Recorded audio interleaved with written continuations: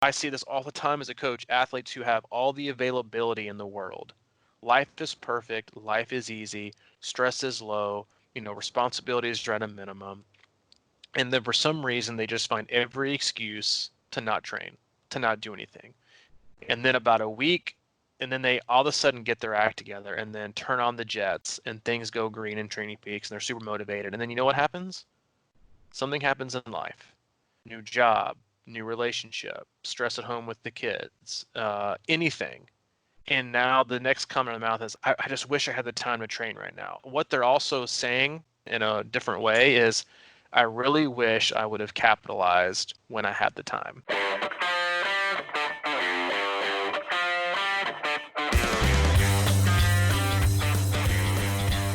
Hey, what's up? Hey, we made it. Yeah.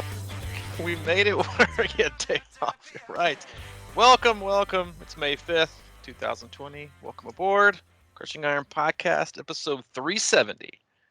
370, and I just got a last minute command to keep it positive.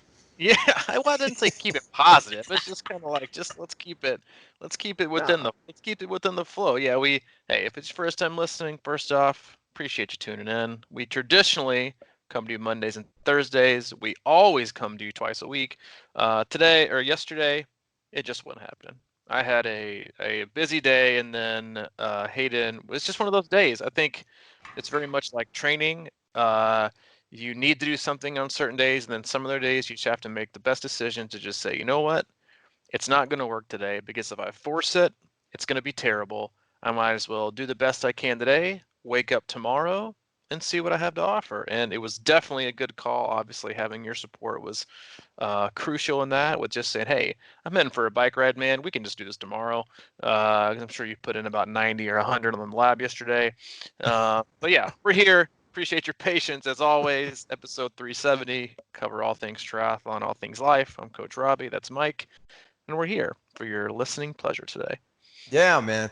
I on that same point, although it worked out great and we know it would, and I had things to do, whatever, it's like, but there's still that sort of did you have podcast guilt on some level? Because it's, if you want to compare it to, it's today's not the day for I training. know. Yeah, well, There's just a little thread of it in there, right? I used to have it. You I'll be used to honest. have it. I Oh, used to okay. have it. I mean, I used to have like podcast guilt. Like, I can't believe we're not doing this on Monday. But then I also kind of like rationalized it and accepted it into two, well, a couple reasons. One, very few, well, not very few, but I think a good portion of our listeners don't listen to it the day it's released. And so the day we release it is really kind of not that important. I think a lot of our older listeners and people who are super caught up look for it. They're excited for it to come out. They listen to the exact day that we have it.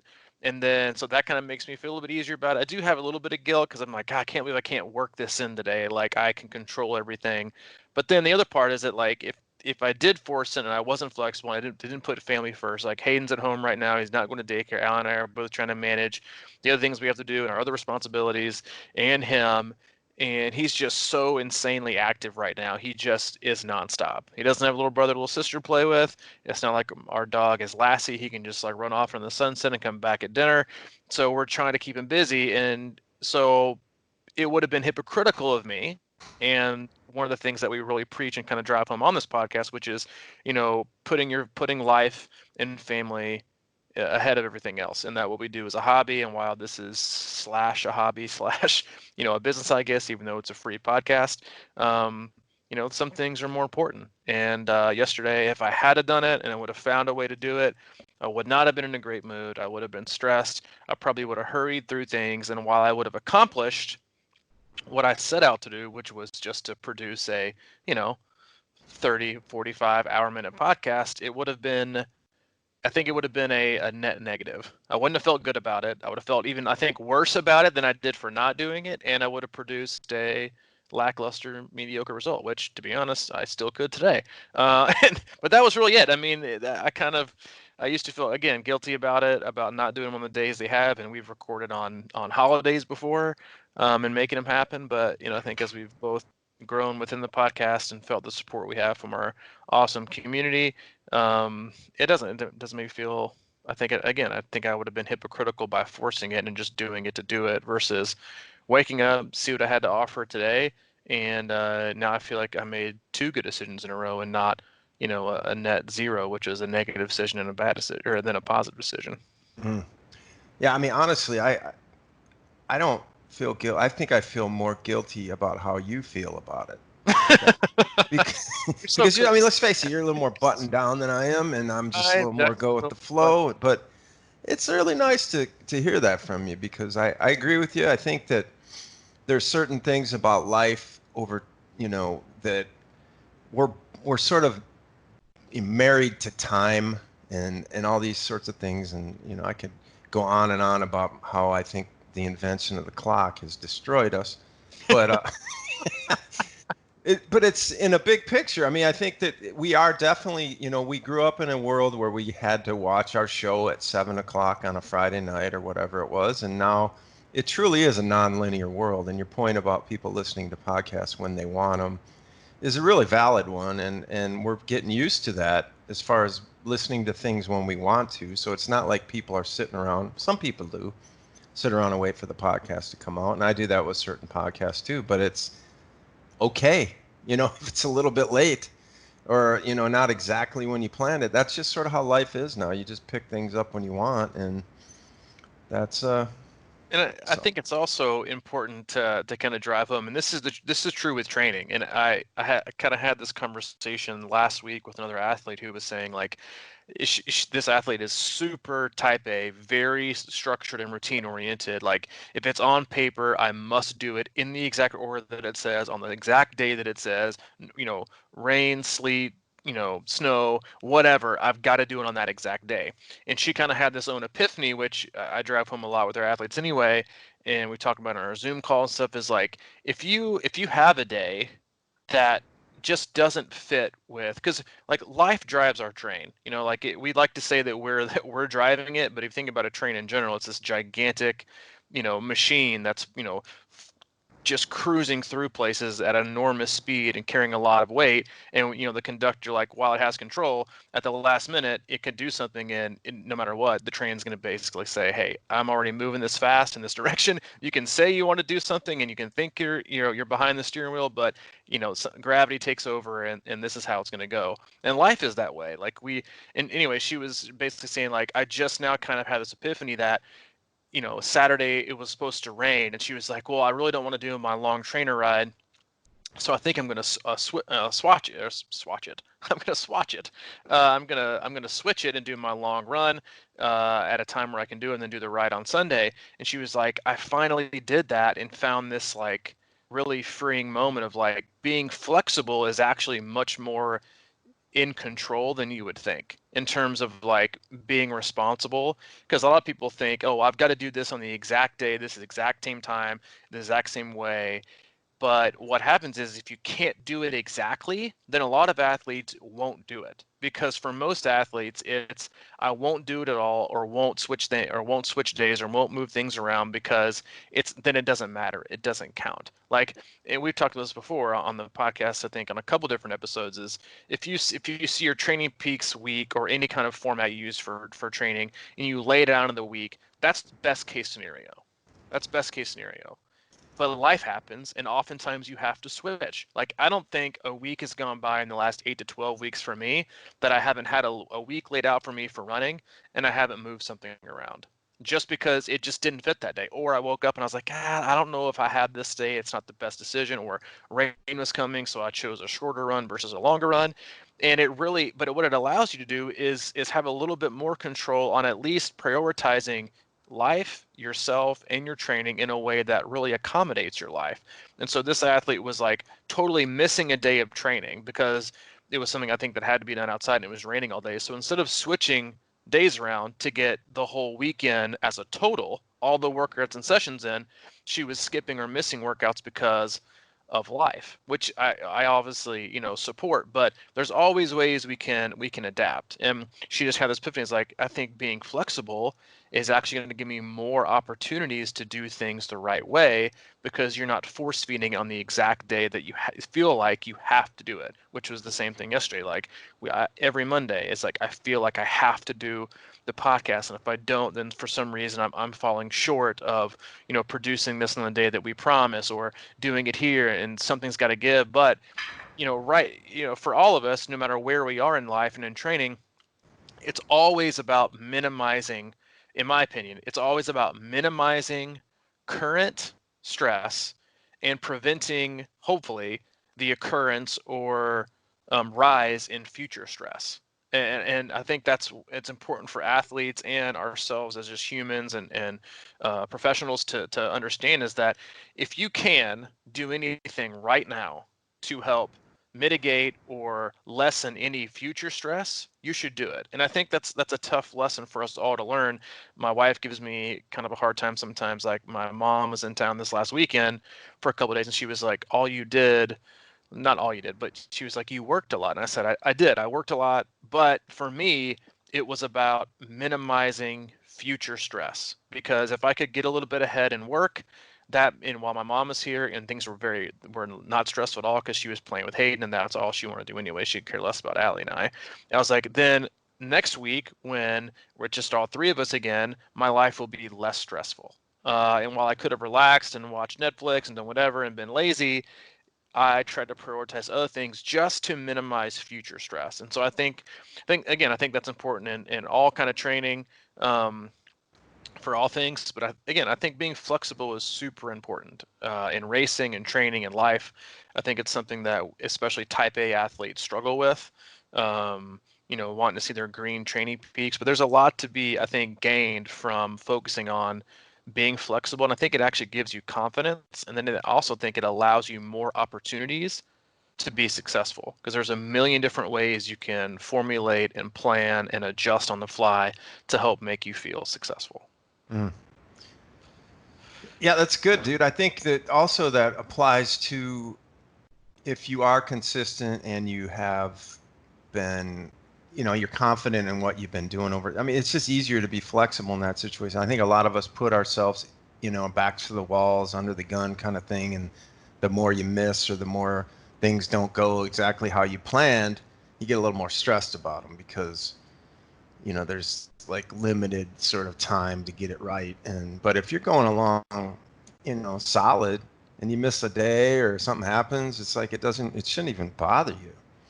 I mean, that's kind of the story of my life, really. It's just training. I finally got out on the bike yesterday, first time out. I've been Yeah, I on the knew that when he trainer a texted little me. I bit. almost asked you about it, but I was like, yeah, I'm just gonna let this flow. He said he was getting on his bike, going out for a ride. He'd be back, quote unquote, later, which is like, which is king for. It could be 5, it could be 50, or it could be 3 hours. Who knows? But if I say I'm gonna head on the bike, I'll be back later. It's like a really good, open-ended throw in there for training, where you can just kind of let your mind take you where you want. Oh man. Well, I I've been hearing a lot from people that that are starting to get out, right? And they're getting like a lot of people this last weekend. I feel like it was good weather all in a lot of places, because a lot of people went out and they're like, yeah, I had this, but I did this because it was so nice, and I went. And then what happens is, like especially the first time or two you're out, you're not used to it, and it really can come back and bite you. And I sort of noticed that trend too. So I was a little bit cautious, but it still bit me. I mean, like, I just went out to the lab here and got another dose of that wind again.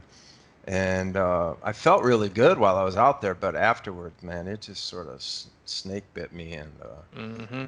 really came in hard, and I was like, God, I didn't even go that. I purposely held back a little bit, I thought, and I certainly didn't go over too long. I only went like an hour, but I was like, man, I still got it, still got it. I haven't been out here in a long time, but uh, I had it in the moment, but really it came on strong for a nap there later.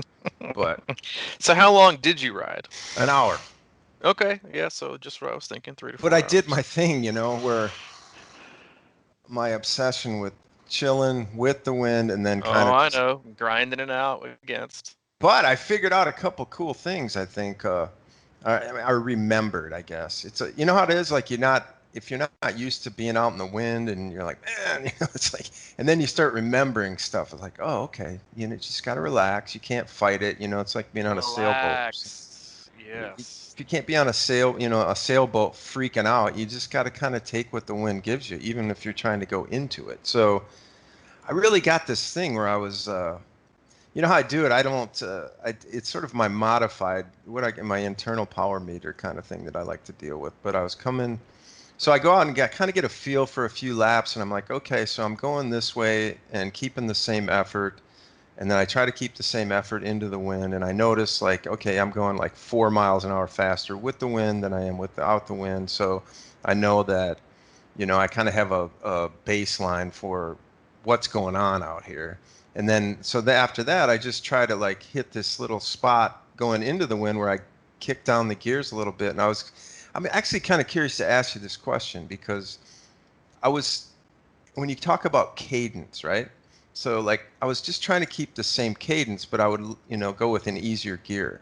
And I was looking for this same pressure all the way through the pedal with this easier gear kind of thing. And I really found that it makes a lot of sense to think about it that way. Am I like hitting something here? Or are you kind of like, what the hell are you talking about?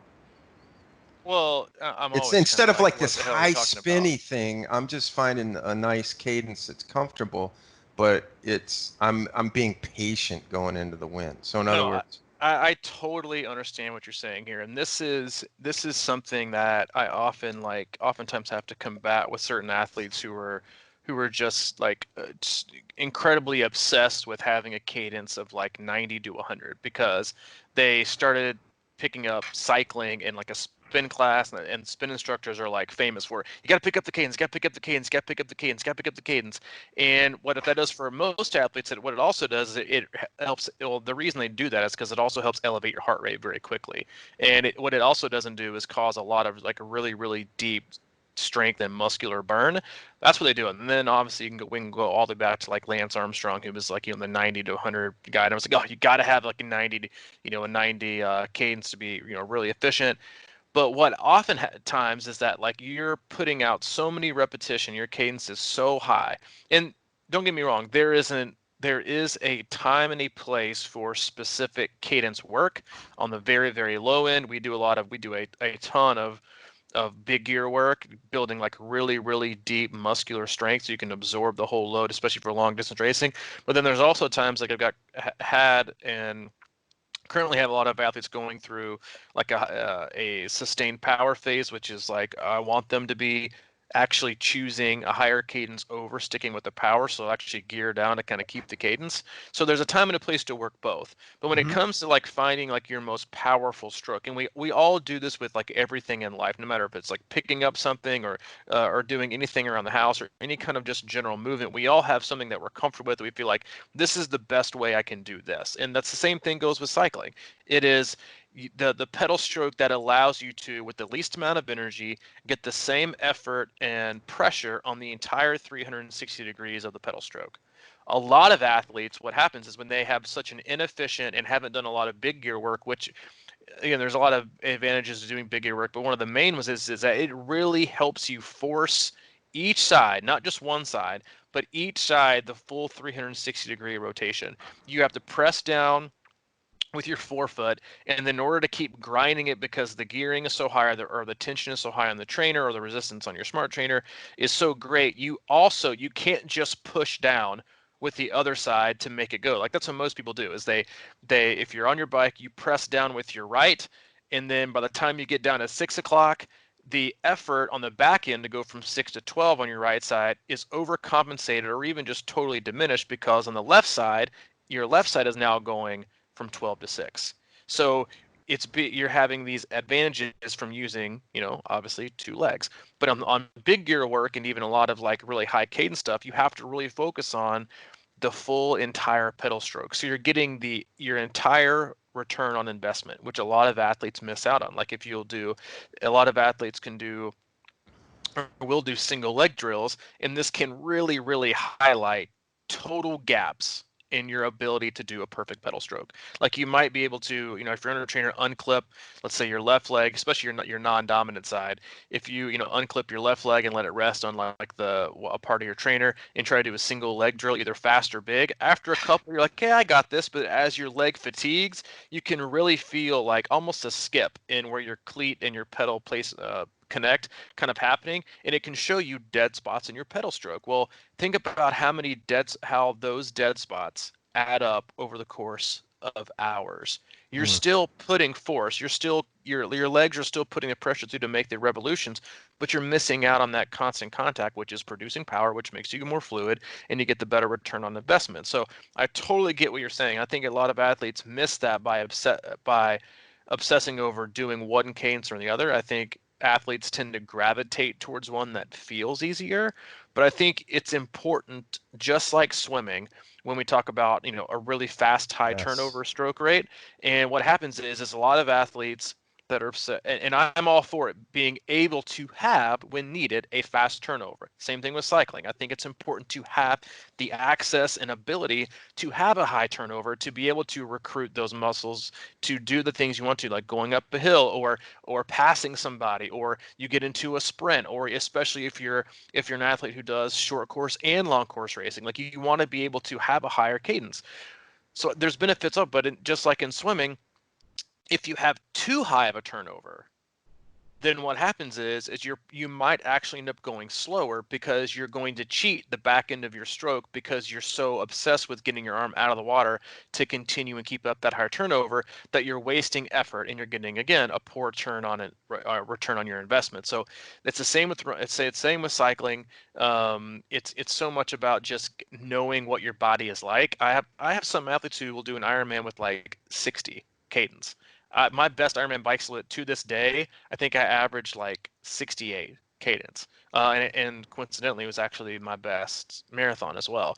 I have other athletes who really, really can do well in like the low 80s to high 80s, or even some in the low 90s. But so I think everyone kind of falls in that natural range, and I think it's best to do it because you know your body better than a pamphlet, or better than a spin instructor, or better than what Lance Armstrong did.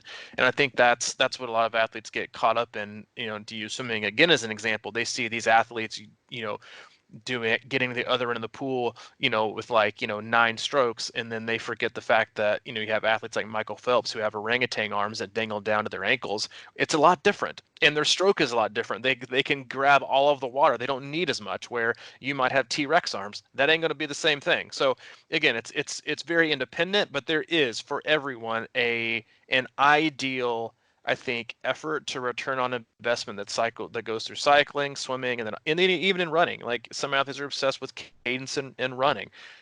It's not something that I change up a lot, because running is one of those things where I find more athletes get hurt more often by just simply changing their run stride, by trying to uh, change their shoe or change their foot strike. Even if you watch like the Olympic marathon trials, you'll see every single run form you could possibly imagine, every single different foot strike you can possibly imagine, 4,500 different shoes. Everyone gets hurt that way. But in terms of cadence and thinking about load, I like to explain to people this way. Like, yes, there are benefits to, I think, increasing your run cadence a little bit, as long as you're lowering your heart rate, just because it's about load. But yes, the answer is, I get what you're saying. That was a short answer. You're welcome. Okay. All right, man. Well, for me, a lot of times it's about knowing my limitations, right? And I've talked about this before in my drumming analogy. When I started playing drums, that they always teach you to play to a metronome and play slow, right? Because if you can control yourself at a slow speed, then you can control yourself as you get faster. But a lot of people, want to play fast drums all the time, but their timing is just completely whacked. And over time, that will wear you out. And that's how I think about high cadence on the bike. Um, so when I'm doing this and I'm trying to get that full pedal stroke, I'm not at a super high cadence, but uh, it's a controlled, easier cadence. And I think about that a lot when I'm on the trainer too. And you talk about, I'm not like, I just can't, I don't feel super comfortable with the high cadence stuff yet. And I think it's just maybe in me, like you're saying, it's a natural thing, but it takes a lot of work. I'm not saying it's the wrong way, but just for me, if I'm just doing, say, an easy hour spin, I don't neglect like high cadence work. A lot of times what I'll do is I'll put in like 5 second bursts where, but the focus of the whole thing is to get like super, I'll just spin as fast as I can for like 5 seconds. But the whole purpose behind it is I control my way into it until I get there, and then I hit it as hard as I can, and then I control my way out of it. You know what I'm saying? Like, to me, it's all about controlling and understanding those periods between going slow and getting up to fast, and like being able to dial that in and really know what's going on there. And that's sort of like that. You kind of control the range of it, and it's just for me, it's all about control and being able to do what you want when you want to do it. So that's why I practice that, and I just try to remind my body that sometimes you're going to need that high cadence, but for the most part, I don't go from like 0 to 60 all the time. I just try to like navigate the zone in between it and really get a feel for what's going on, and that's how I used to think about drumming too, is that you're not in songs playing slow and then like completely fast. It doesn't change tempo like that from pretty much, but you can double the time and things like that to create the illusion. So I don't know, that's just how I think about it. And riding into the wind like that, it was a really controlled, easier spin, but it felt the same as a big gear, if that makes sense. So I think about it in terms of big gear because like I love how that makes you focus on that whole stroke. And it's kind of like you have to use both sides and there's a really good balance. So that's what I've been thinking about in terms of can you feel that in an easier gear? And I think about that running too, since you brought it up. Running slow doesn't mean running lazy. Think about running with the same type of form, but just going slower. It's an effort issue, you know? It's a huge effort thing. And going back to what you're saying about cycling, that's why I think it's really important. There's a time and a place, obviously, for everything, that you always want to go into a race with a full toolbox. You might only need 3 or 4 tools, your regular stuff, and you might not miss it. But boy, not having a couple tools. But boy, when the time comes and you need them, are you gonna wish you had them? And that's what doing different things with the different sports happens. Like for athletes that don't do a lot of strength work or don't know how to do higher turnover in the pool, and they might get to a swim where the current is going against them. They sure are going to wish they had practiced and gotten used to and gotten their heart rate and used to in the field of swimming anaerobically doing that, because now they're going to be absolutely torched coming out of the swim. You may not need it, but you never know. Same thing with cycling. You might not need big gear. You might not need, higher spinning. You might just be able to cruise like Ironman Florida. But boy, are you going to wish you had it if you hit a course where it's going to be really, really important, or even a flat course becomes super, super windy. Like the wind, I think we're all finding out this time of year, is like super windy for a lot of places. And it can, in my opinion, there is nothing more mentally debilitating than cycling into the wind or even a crosswind. It's just like one of those things where you're like, I would rather have like a no wind day and hit every hill imaginable than be on like a flat road and be riding into like a 30-mile-an-hour headwind. It just beats you up. Like I remember that was the case when I did Texas 70.3 like 3 years ago. I was heading. It's a straight out and back course. It's very, very, very simple, but obviously it's very windy in Galveston. You were there with me, and I remember looking down at my GPS, and I was like, I just kind of glanced at the miles per hour, and I was pushing, like I was holding on to my a little bit lower than my goal watts, because as soon as I looked down, I was cruising at like 29 miles an hour. And while for a second I was like, oh, sweet, dude, I'm feeling it today. Like I've got the world, and the world is my oyster. I've got the wind at my, oh, I've got the wind at my back. I'm Mm, screwed. And it was like, but that was also a reason why instead of smashing and going higher, I actually reined in my goal watts for the day were like, if it was to average or have my normalized power around 220. That was my goal for that ride. And you were there for that race. You saw me. I actually ended up running very well. I feel like I did really well in that race. But I went out and I think I ended up only averaging around 210 because I knew that when I hit the turnaround, I was going to need more. I really didn't want to suffer the whole way because it's 26 miles out, 26 miles back. So the good grace I was getting on the way out, I was going to get the exact opposite on the way back in. And so I actually ended up that whole entire ride averaging, I think, 219. But on the whole return trip, I ended up averaging around 228, 230 because I knew I needed it, but I was also worried about my total power, not just what I was doing in the moment. But for the win to not feel like I was just getting blown backwards, it was going to take an eternity. But it did. I remember that spending that hour and 10 minutes into the win, just being like this is all I've got for the next hour. It's just going to keep getting harder and harder and harder, and I can't wait to get off this bike. But again, that's why again you need to be able to I think on my cadence on the way out because I was putting down power, but also the wind is at your back, and you have athletes that when they try to go outside, they have a hard time hitting specific power numbers or effort numbers if they have the wind by their back because it's just so easy. You run out of gears. So I think I actually like smashed it with like a really low cadence on the way out, and then the way back I had a much higher cadence than I normally do, trying to maintain and keep the power while going into the wind. It's just about having all the tools and you have to prepare for that, and you can't just assume you're not going to need them because you at least want to know that you have them. It's the same thing that goes for like little things like knowing how to change your tire and tube. A lot of athletes don't because they just assume they're not going to get it flat during the race or that somebody's going to come by and be able to change it for them. That's not the case, and they'll have like pre-race anxiety about not being able to do that. Well, all it takes is a couple times to practice. And imagine the confidence you would have knowing in your toolbox, like your mental and physical toolbox, like if I have this accident happen, then I can change and get on with my day. Not my race is ruined. So it's always about paying attention to the details and not just assuming that everything is going to go the way that you feel like it needs to go. Mm.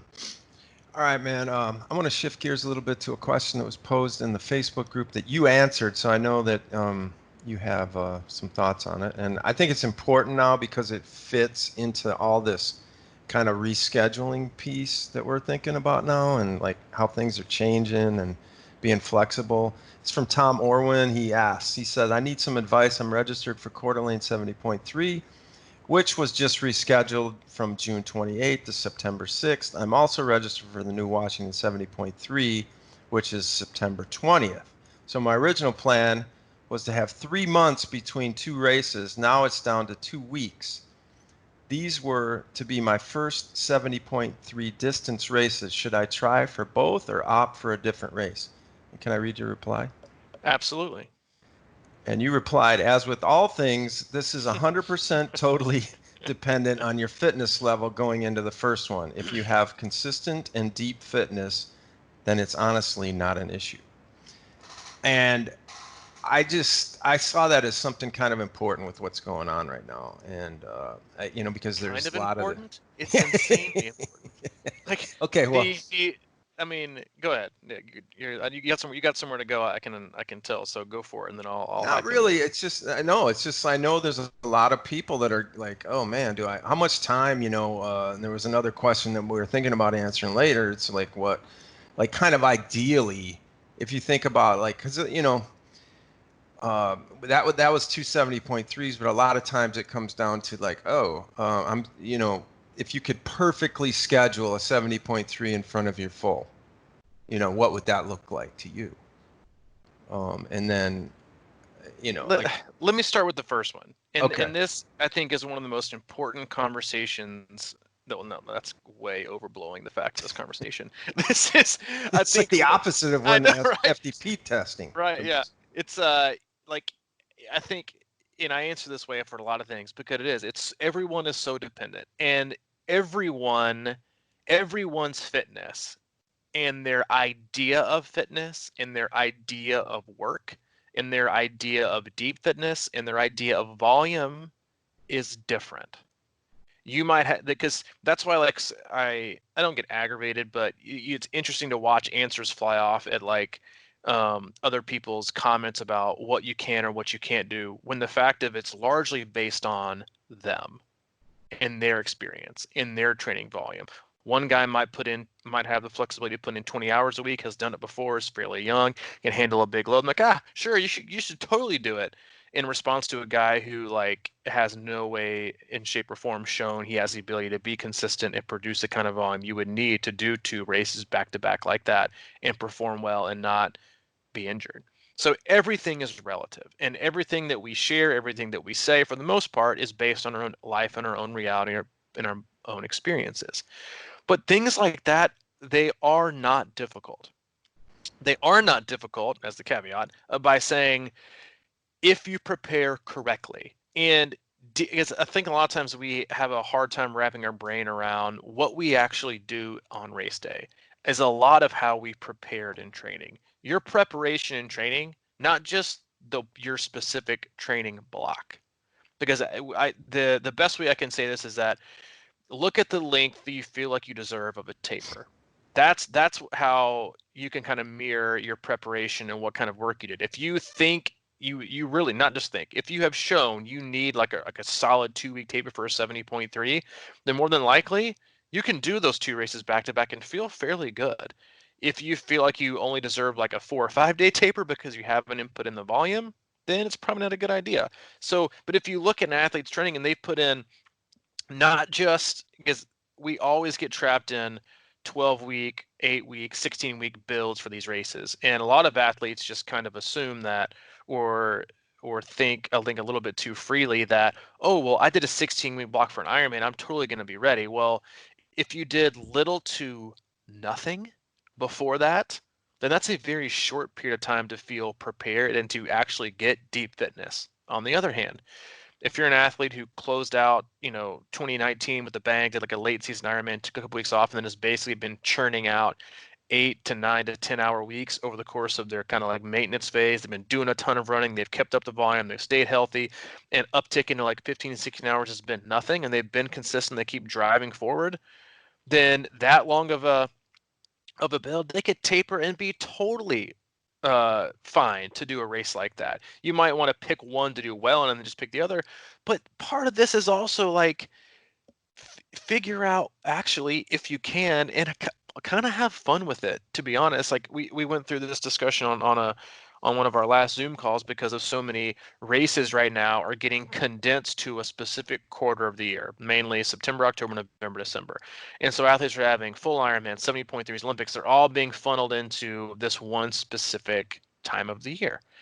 And you read on the internet or you ask your friends or you post in a Facebook group like, oh, what's the ideal time? I'm like, oh, it's got to be 8 weeks. Like that 8 weeks is for sure. You also need to do a 20-mile run before you run your Ironman, or you're not gonna do good. You also need to do 17 century rides and then 10-mile running off of them. No, there is no perfect for everyone. There are, I think, good outlines and guidelines for most people to practice, but that's just not the case. But a lot of you are going to have condensed schedules. I think it's a really but on the flip side of that, if you're having a very condensed race schedule, you've also been hopefully super, super consistent. You've taken no huge recovery periods or time off. You haven't had to taper and then recover like you would for some races. You've been able to just put in like 5, 6, 7, 8 months of consistent, solid training. And again, that's your definition of solid training. Some people's might be, oh, 7 or 8 hours I can get by. In my opinion, that's really not probably going to cut it. Because the way I see it is you really need to also differentiate between how long am I going to spend on course. If you're an athlete that can finish a 70.3 in a fairly quick time, like maybe 5:30 or below, might not be bad. But if you feel like you're going to be out there for 5.5, 6 hours, and you take that and you apply that to what your weekly training volume has usually been, like maybe 6, 7, 8 hours a week, and your race volume, your race day total volume is still 6 to 7 hours, the recovery time from that, from doing it in one day versus doing it over the span of a week, is probably going to be significant. And you're more than likely going to really, really need more than just 2 weeks. However, if you're an athlete who has been consistently training and doing like 14 to 16 hours in their lead up block to a 70.3, and they're going to finish somewhere under 5.5 or even under 5 hours in one day, tapered with fairly good, with minimal stress and fatigue going in, and you're only going to race for 5 hours in one day versus other days you've been putting in, for a week on fatigue legs, you've been putting in 14 to 16 hours, and then all you're going to do is recover and do it again. 100% you can do that. But there's just so many things you have to take into account, and you can't just generalize and say this is the best for all people, or this is good for all people, or I can't do this because I'm this, or you shouldn't do this because you're this.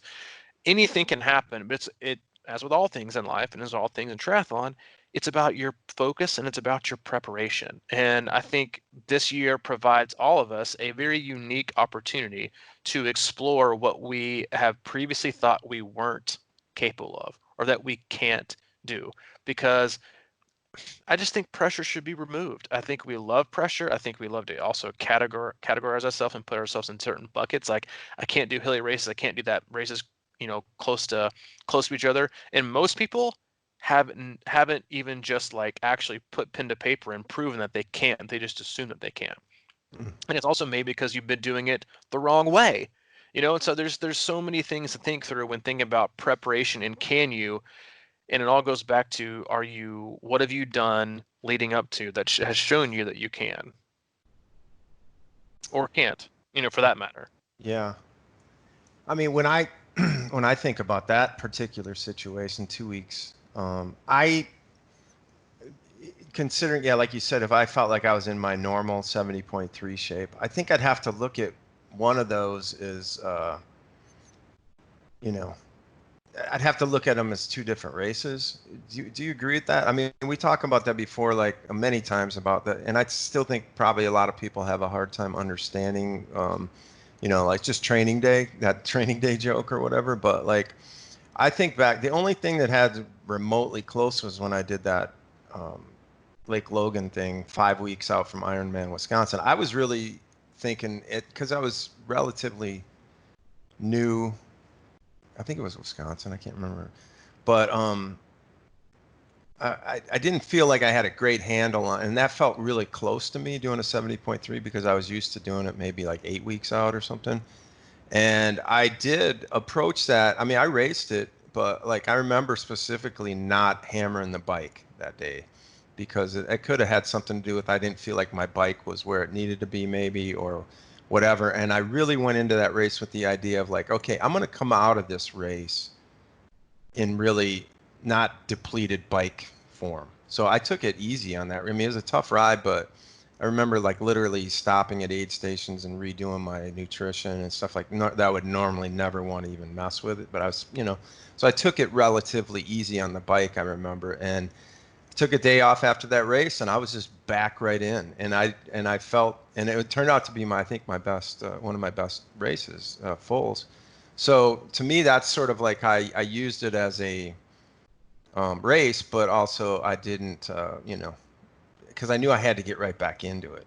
So I could see how there would be totally different variations for me doing 2 weeks between two 70.3s. I'm not sure. I'm not exactly sure how I'd handle that, but it would definitely come down to where I was going into that first one for sure, like you said. And I don't think I tapered much for that race either. So, The like one of the other biggest things I think it's important to understand it, and yeah, we joke like, oh, I'm just using this, race as a training day. Well, you can't say both. You can't say I'm doing this race and say you're also doing it a training day, because the races aren't training days. They are races. They are events. What's different, however, is your expectation on the before and the after. So a lot of athletes, for some reason, fail to understand that a race itself is a stimulus boost. Like, everyone does this. Every athlete I think I've ever worked with, about a week after they do an Ironman, is like, I got to get back to work, dude. I am getting so slow. And you're like, dude, 8 days ago, you just did a 12-hour event in one day. Your body is adapting to that. And also, by adapting, making you fitter and stronger.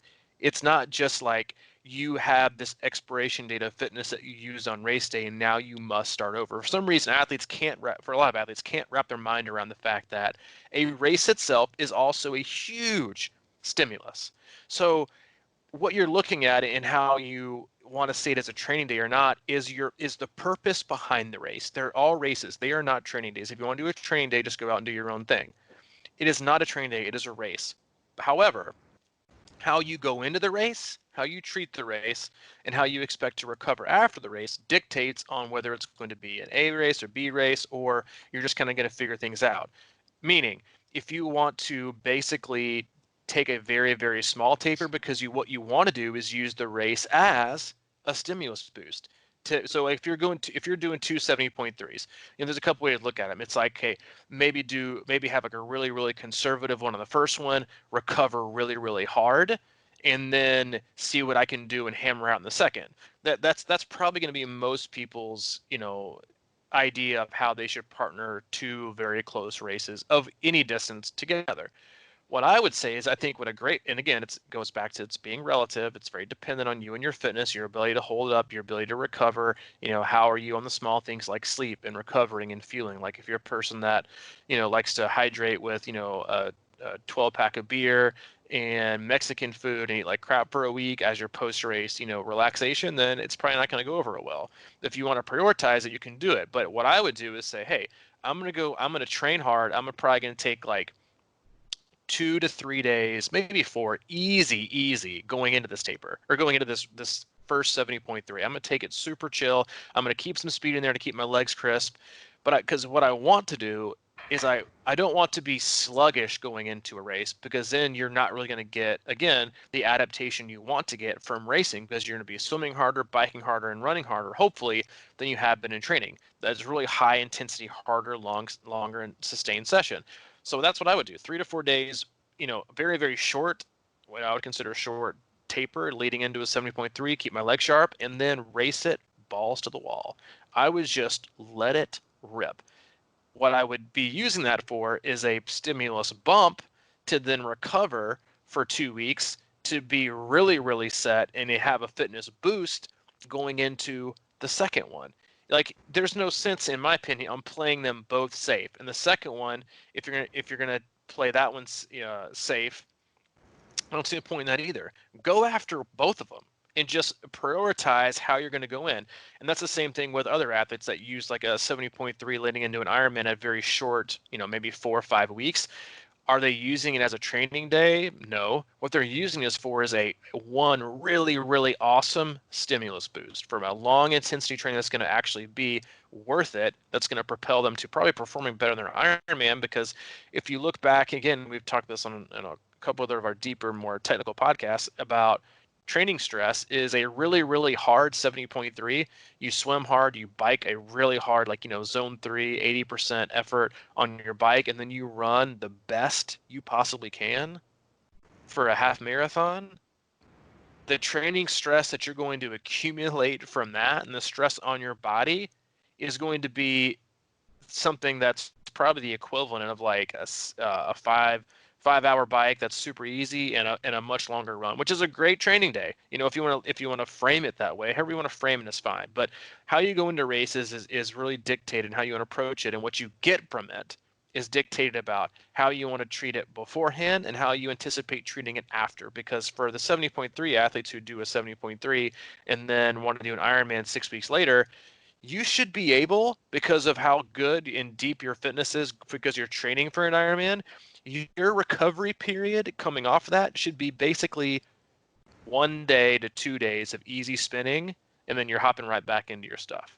Because your regular schedule programming. I did my race. I'm gonna do an easy spin. I'm gonna get an easy swim, and then here I go. I'm off to the races. I'm back to my regular schedule programming, because your body's like, hey, that was hard, and I'm gonna carry some fatigue, but that's really not crazy compared to what I've done the last couple weeks as a total of a week. Yes, it was condensed into one day or a smaller, stack of days, which is also something a lot of athletes may or may not be accustomed to. Some of the athletes that I work with are very accustomed, because of their life schedule, to having very condensed blocks of training. So they actually do very well with races close together, like athletes who work 4 days and then are, 4 days crazy hours and then are off 4 days. What you're looking at as a coach that's providing them training is like, okay, well, the 4 days you work these crazy schedules, I'm really not going to try and overload you those days. I'm going to keep things at the very minimum or even make them days off. But then the 4 days that you're free, oh baby, we're working hard. And so Mm. they're actually really they're their mindset, but their body has become accustomed to absorbing really, really high levels of stress and volume and intensity in shorter spans of time, like 3 day blocks, 4 day blocks, versus athletes who are, for some reason obsessed with that 7 day. Basically every 7 days you start over, and that's just how you do things. And we've again, as with all things, we talked about this before on many other podcasts, but that you should never just look at 7 day windows. You should look at periods of blocks, like 3 to 4 days, 4 to 5 days, 7 to 8 days, that overlap different weeks, because you might see something incredible. But it's very dependent on each person. But it's about how you approach it. It's about how you prepare for it. It's about how you attempt, or not attempt, you intend to respond and either rest or just bounce right back in after. I like it. I like Do it. you? Yeah, I do. And okay, so I, I have something that I thought might be a good way to take us out. Okay. Another post from the group that I really enjoyed, Okay. from Patrick Gill. I think maybe you saw this. Did he Uh, post it yesterday? yes. He said, and this goes back to kind of like our purpose in training and in life and everything like that. I just thought it was a really good thing. It really resonated with me. He says, "Why try? People seem to always be searching for their why. My why is always before me and is not answered with a statement, but a question of when. At 58 years old, I've come to appreciate every opportunity to swim, bike, and run. But one question is always with me. When will be the last time I'm physically able to ride a bike? Will it be when I'm 70, 80, or 85, or when will be the last time I'm able to swim in open water or a pool or go out for a run and really able to push the pace?" So you see, my when is my why. So until the reality of that unthinkable day arrives, I'll keep pushing hard and cherish every lap in the pool, every stroke of the pedal, and every stride in my run. Keep pushing, C26. I just thought that was so awesome. My when is my why. I love that, man. I actually, not to that like deep extent, but I thought about this yesterday. Like Mondays to me are, yeah, so the first day of the week, but in terms of how you look at your training, I think are so important, which is also like one of the biggest reasons why I absolutely loathe just taking why you ever you want to a Monday day off of training. Is that, and for no other reason, just taking the Monday off because that's what you're supposed to. Just take the Monday off for no other reason. Even if you're not tired, just take the Monday off. Because what it also does is now this sense of urgency and perfection for Tuesday through Sunday.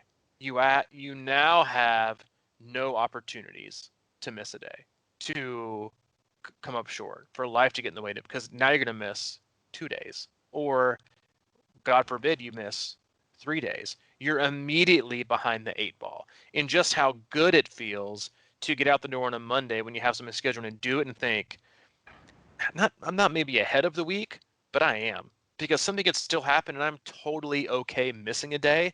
I just didn't use today as an excuse. And I think we do that a lot. I see this all the time as a coach, athletes who have all the availability in the world. Life is perfect, life is easy, stress is low, responsibilities are at a minimum. And then for some reason, they just find every excuse to not work out, to not train, to not do anything. They could be every reason they want to produce for why motivation and commitment is low.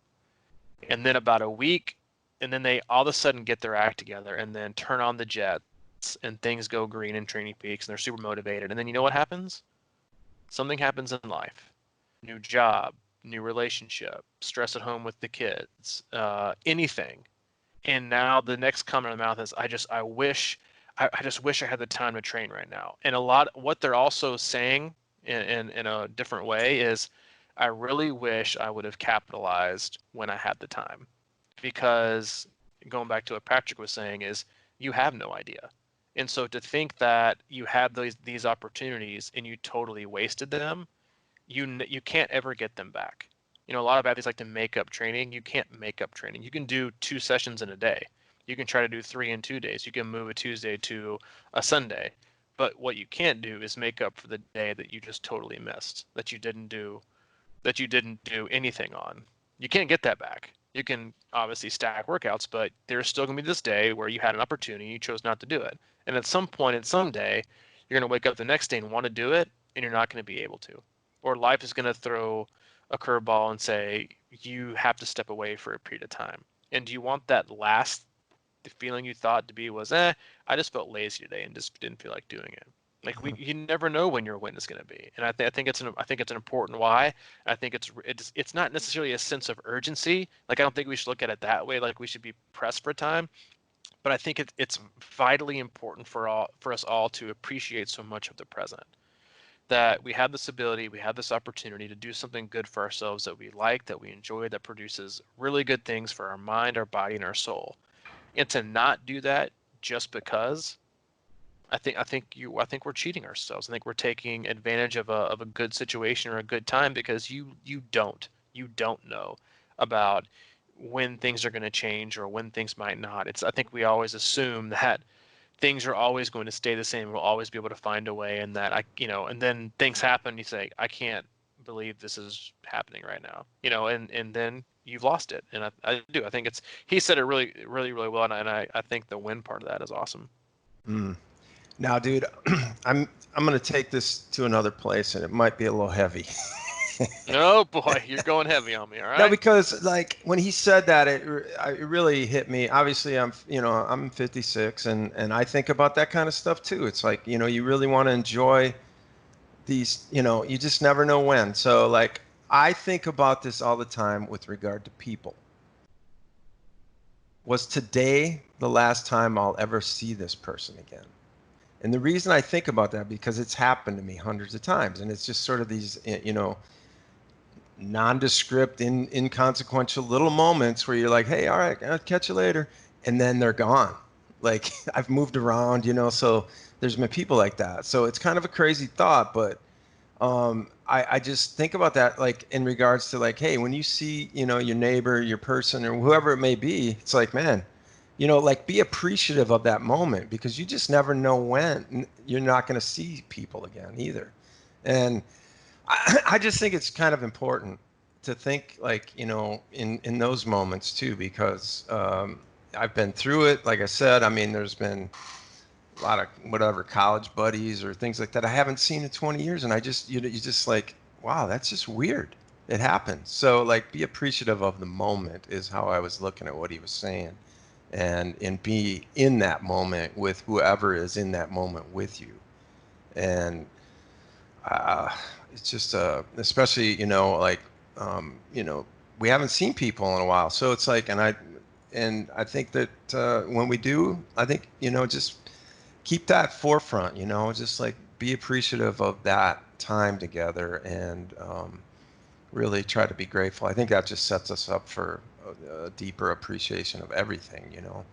It's kind of a building the habits or whatever. So anyway, I don't feel that from you when my face pops up on Skype when the video camera's I attached. know, right? You're like, dude, I don't want to see you, man. You're like, It's like this face that by. click off, Yeah, you don't hide. feel that way with me, man. Maybe with other people, but you definitely don't feel that way with me. You're like, I would rather not see Well, you. no, Like, I mean it's just it. I think it's easy to take that kind of stuff for granted, no, and I have this that. was an intervention between us right here. I have that like that's something that just drives me crazy when people are around other people that are supposed to be like having this quality time and they miss something great because they're staring at their phone. And you're like, was that really that important? Like, was that really? And this, I'll end on this one, but there we had Hayden at the park. This is like months and months and months ago, but there was this girl there, probably like 12, 13 years old, and she tried a million times to get this skateboard trick, like a million times, and her mom was never watching her. And she finally did it, and we were watching the whole time, and because I thought it was interesting and kind of scary. But she finally did it and looked up and said, "Mom, did you see that?" And she totally missed it.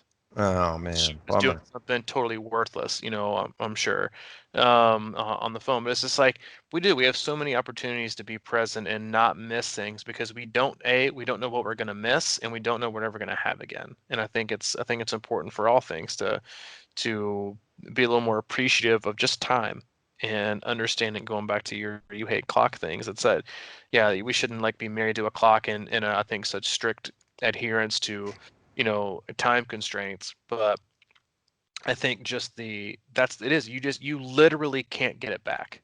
You can't get any of it back. It's not infinite.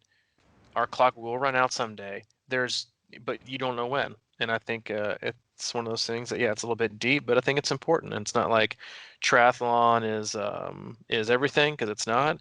But in terms of like, what people want to accomplish, like, oh, I think in a couple of years I want to do this race. Like, whoa, whoa, whoa. Let's slow down a second. Like you, and I can tell you this from personal experience. Like, I have no idea I'd be where I am in, like, I don't know, 2 years ago, like 3 years ago. For It's just like you just never know. That's why you can't waste time. You got to capitalize on it, have fun with it, appreciate it, and then, like you said, appreciate the people that you're around that are participating in life with you. Mhm. Yeah, and speaking of, you never know when you're going to see somebody again. Yeah, Yesterday we lost a great dolphin yesterday, my man. yeah, we did. Don Shula. Somebody texted me that yesterday. Like, hey, are you okay today? With are you in mourning? And I was like, Don Shula, whatever. I got torn up about Kobe, but I was like, Don Shula, meh. The greatest coach of all time. You That's happen to not be the a Dolphin. It's not the truth. Well, Don Shula is not the greatest coach of all time. Like, can we just like he actually, I think, underachieved in many levels, but um easy, dude. it's the This is a truth. confession. I don't know if you ever knew this, but I was actually a Dolphin fan. I know you were. You told me that before. Yeah, the greatest team ever Yeah, assembled. that's what they say. I knew everyone on that roster at one point. Yeah, well, you're I don't going know. to. And then I was just such a fly-by-night fan back then, man. And then I started liking the Vikings when they started getting better. Ah, And then, now I've thrown in the towel on NFL. So yeah, like he does every year. no, I And then always throw that towel in. then you text me about the Titans like every other week when the season's starting, or the Packers. What?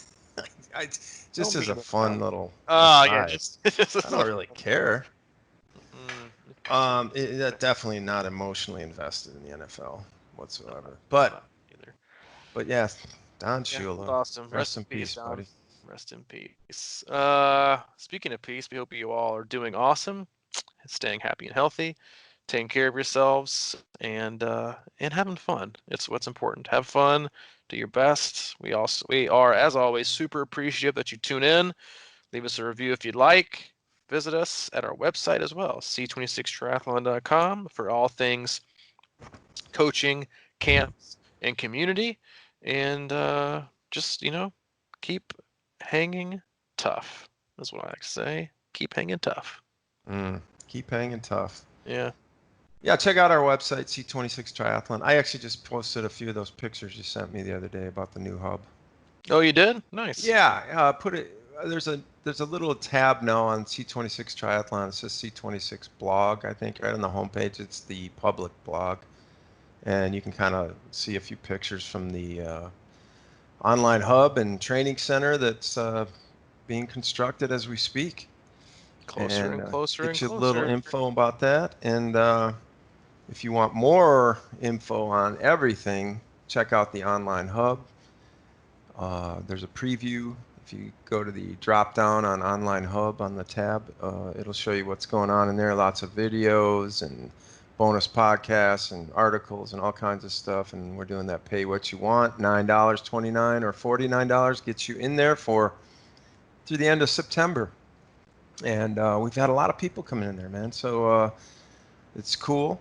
And also on the homepage, C26 Triathlon, if you are a beginner or know somebody who's a beginner and they're trying to get into triathlon, we have a new online ebook, 10 chapters of solid information for the beginner and anyone who wants to revisit the basics and nail that down. So you can go around that's right on the homepage. There's a little button or a box there that says beginner's guide, and you can go there and get the outline for the chapters. So other than that, that's all we got. Thanks for your that's it. patience as always, and we will see you again, well, more than likely, on Thursday. Thursday it is. All right, buddy. See you, dude.